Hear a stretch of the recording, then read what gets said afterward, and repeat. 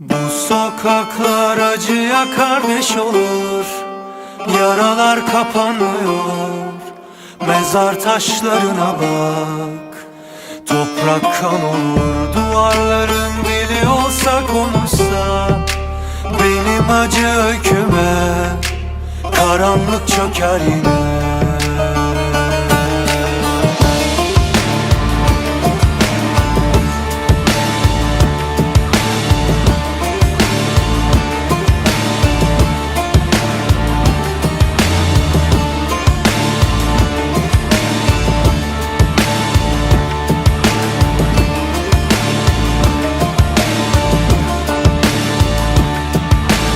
Bağlanmadan kapanmazdı, acısıyla anladım.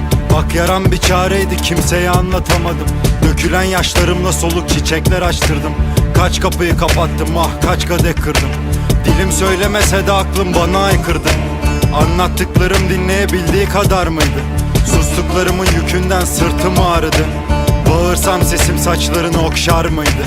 Deniz gözlerinden terki diyar ederken ben Lebi derya yelkenlerim okyanusa tez attı. Senle tamamlanan kalbim avuçlarındayken her zerrem ufkunda güneş oldu battı. Zamanım daraldı, bileklerime saatler kala. Aklım karardı, evim kara toprak altında. Gölgeler doğaya karışır musalla taşımda. Üstüme gelen duvarlar sanki mezar taşından. Bu sokaklar acıya kardeş olur, yaralar kapanmıyor. Mezar taşlarına bak, toprak kan olur. Duvarların dili olsa konuşsa benim acı öyküme, karanlık çöker yine.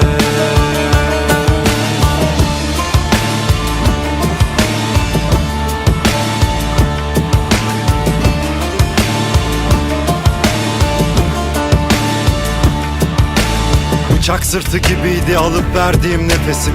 Acılarla doldu hep kırık göğüs kafesim. Ölümle yaşam arası kabus gibi düşlerim. Kazarım bu toprağı kan içinde ellerim. Feda etsen de kendini dönmez yitirdiklerim. Ne ben cehennemim ne de çukur benim cennetim. Bu devran dönse bile yetmez acı gülüşlerim. Benim döndüğüm gündür bitişi bu kıyametin. Deniz gözlerinden terki diyar ederken ben Lebi derya yelkenlerim okyanusa tez attı. Senle tamamlanan kalbim avuçlarındayken her zerrem ufkunda güneş oldu battı. Zamanım daraldı, bileklerime saatler kala. Aklım karardı, evim kara toprak altında. Gölgeler doğaya karışır musalla taşında. Üstüme gelen duvarlar sanki mezar taşından. Bu sokaklar acıya kardeş olur, yaralar kapanmıyor. Mezar taşlarına bak, toprak kan olur. Duvarların dili olsa konuşsa benim acı öyküme, karanlık çöker yine.